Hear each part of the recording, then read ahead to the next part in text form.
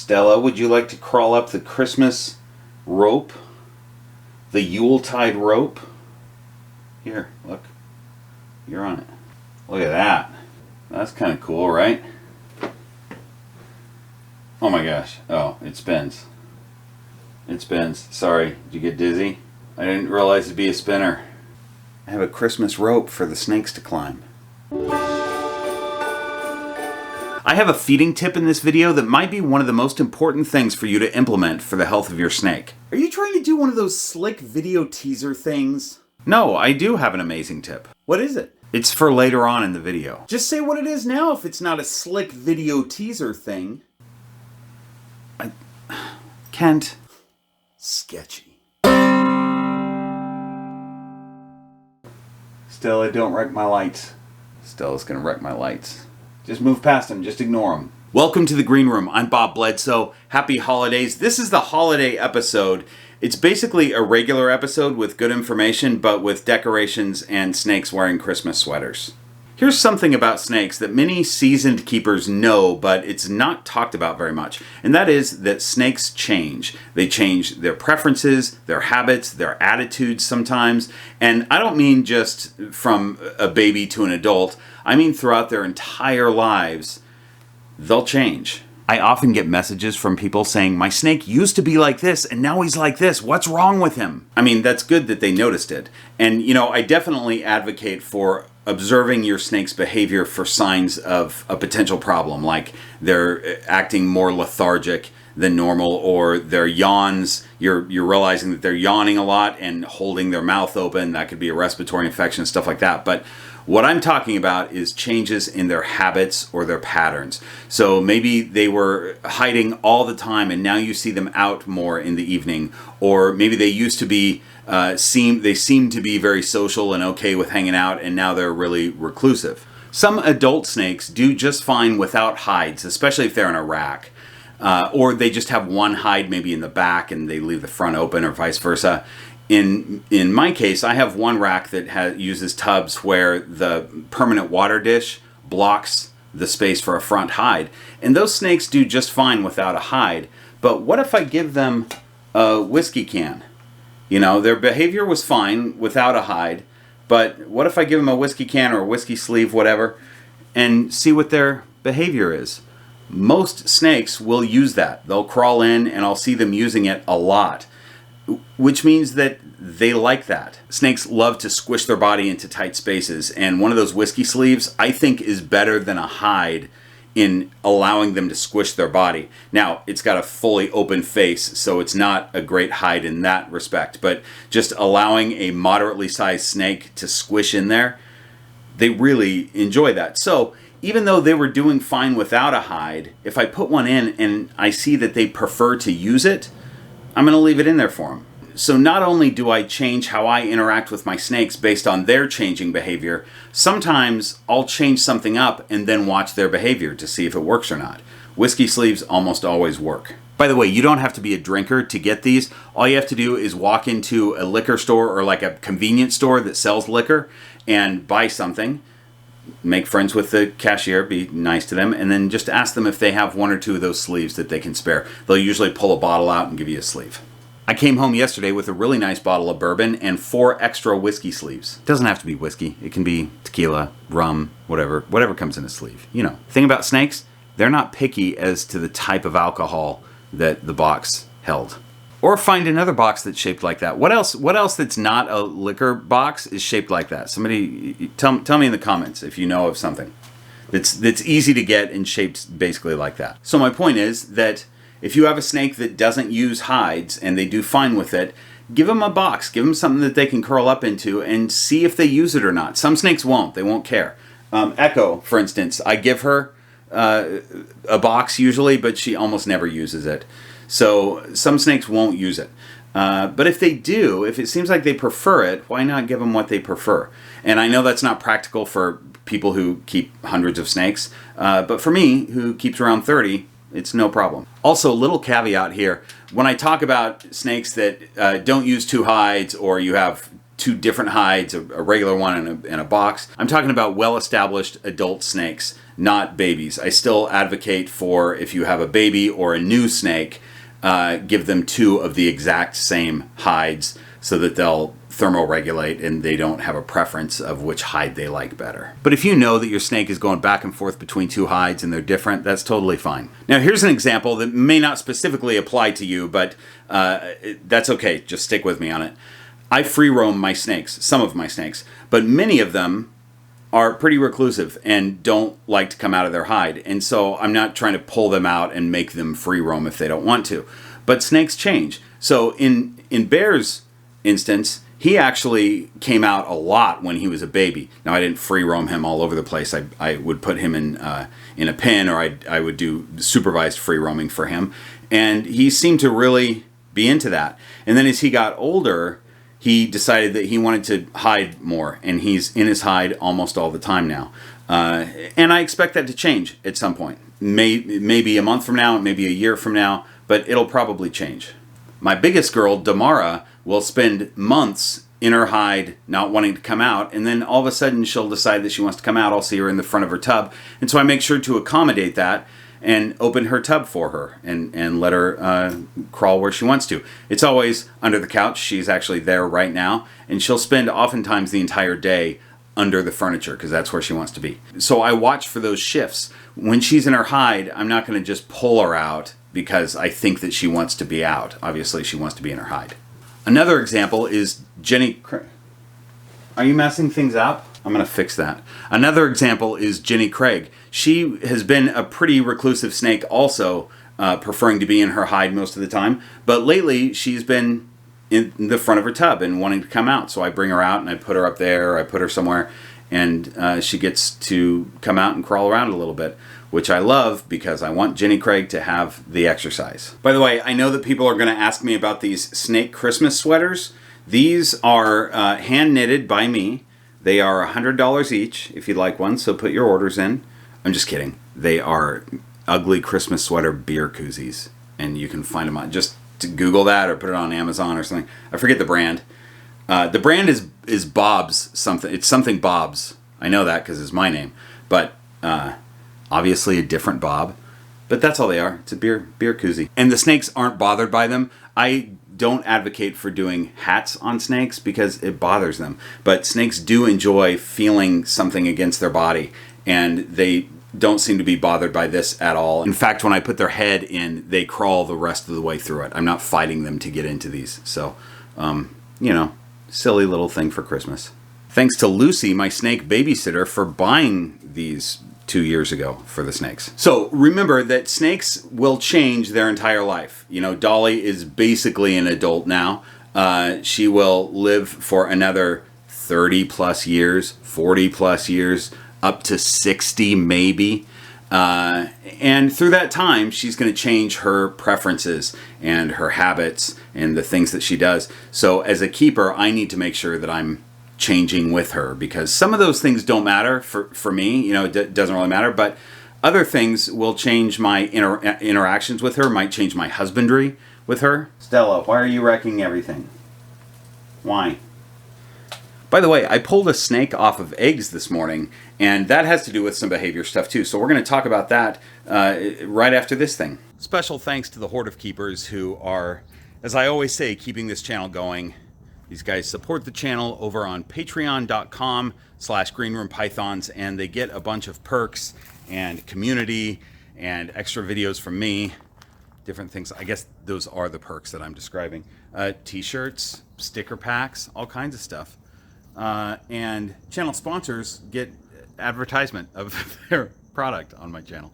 But support these guys because they support the channel. Look at here's your discount codes. Black Box Cages, Lane Labs, Grave Family Snakes.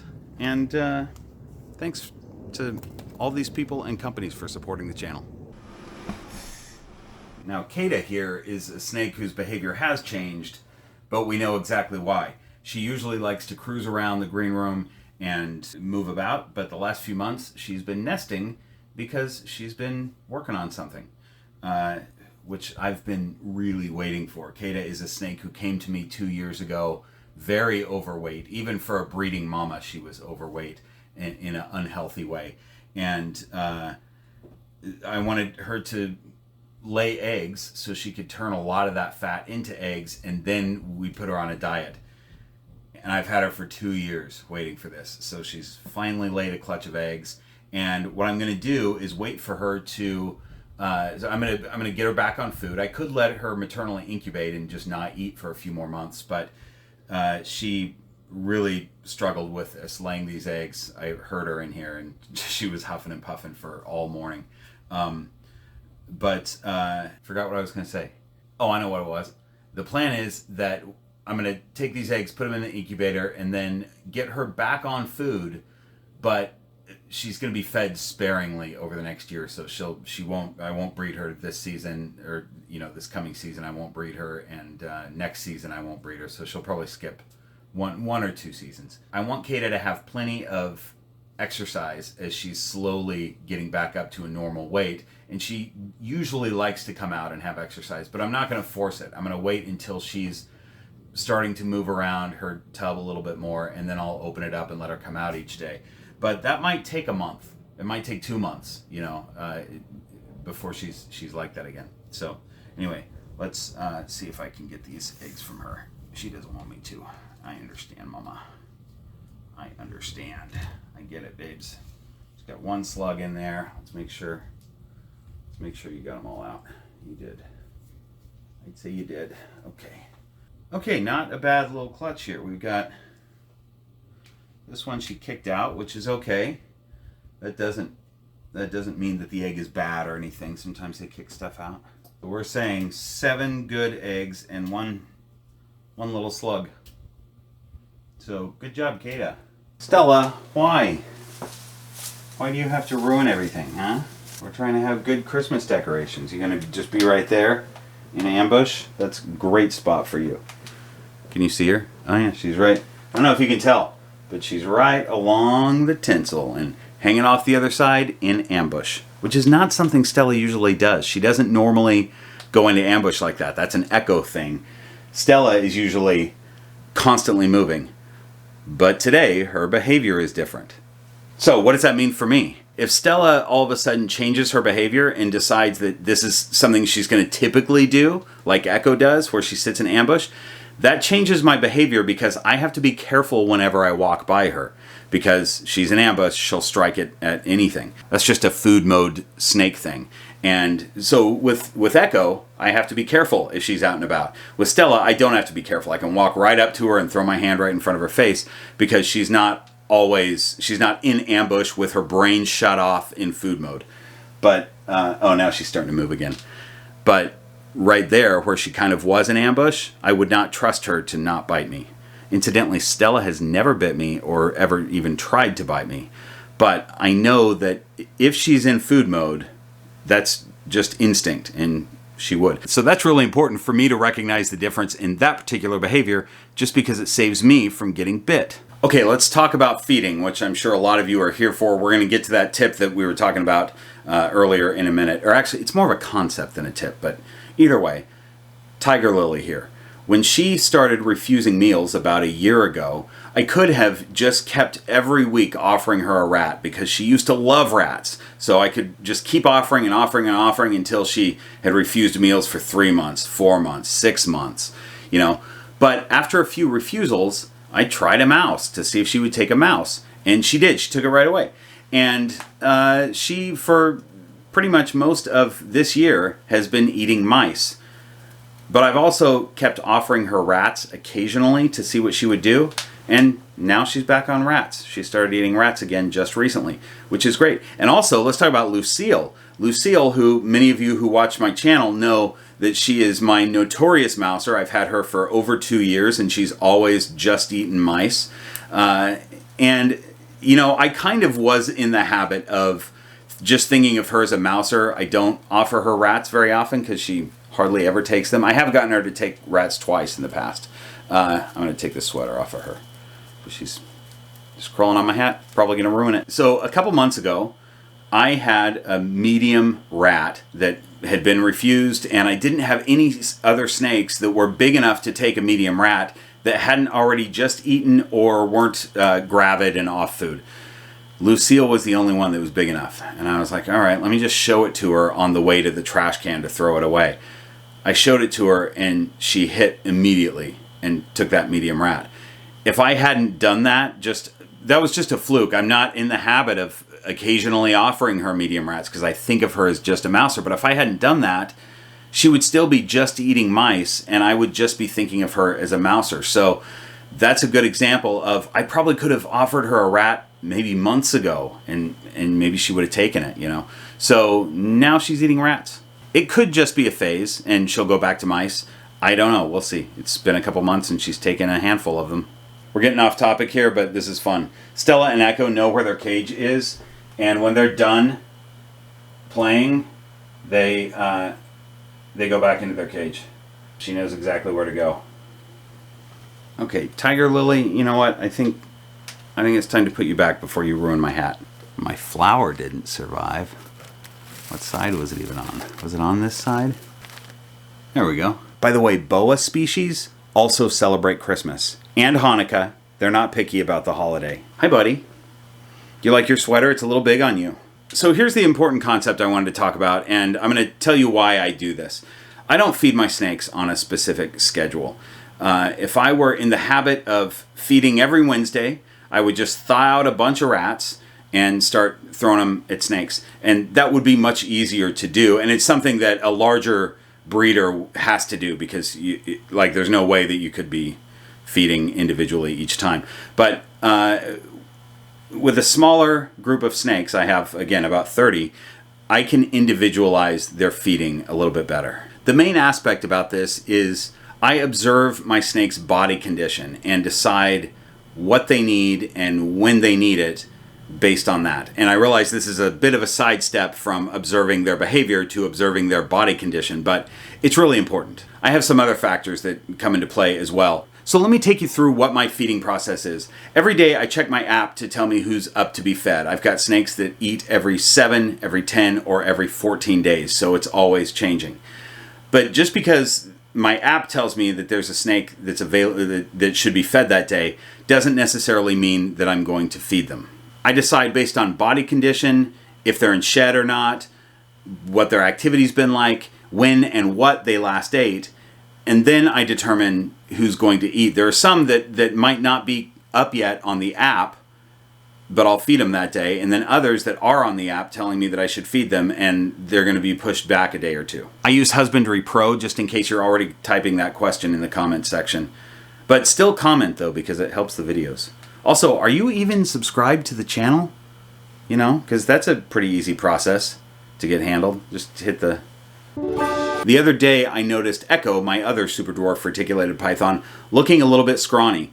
And I feed my super dwarfs fairly conservatively. They get fed every 10 to 14 days, and I give them chicks, quail, rats, mice, pretty much everything they'll eat. But I feed them so that they have a slight lump in their belly. But the other day, Echo was looking thin, and I decided that she definitely needed the fat and protein that comes with a rodent. So I wanted to feed her a rat, and I should probably give her one that's bigger than she normally eats. So I gave her a small rat that was big enough to leave a pretty large lump in her belly. And so now I'll wait a full 14 days and see how she's looking in 14 days. If she still looks scrawny, I'll feed her another rat or mouse that's a little bit larger maybe, and then she'll go back to getting a bird maybe next time. I don't usually notice my ball pythons getting skinny, but it's usually the other way around. They're too big. So Jenny Craig is named for that. She's a good example. And then Kata also, who's going to be starting a diet now that she's just laid her eggs. Do you want to climb the Christmas thing too? It spins. Be careful. It's a bit of a spinner. So, as I've said many times before, we all keep our snakes differently, and that's okay. But for my snakes, first of all, I treat them all as individuals. They all get different care and stuff based on their individuality, which I think is important. But also, I make sure that I'm not locked into a certain way that I'm treating a certain snake just because I think that's how they are. I'm always looking for changes. Oh, you're spinning. Sorry, buddy. I'm always looking for changes and then adjusting my own care based on that. So, thanks for watching. Happy holidays. I'll see you next week. This is a tricky one. Michaels clearly doesn't build their ropes with snakes in mind. You're doing well. You're spinning way less than Stella was. How fun. What a fun new thing for you. Alright, pal. Enjoy it. I'm going to turn the camera off. Bye, you guys.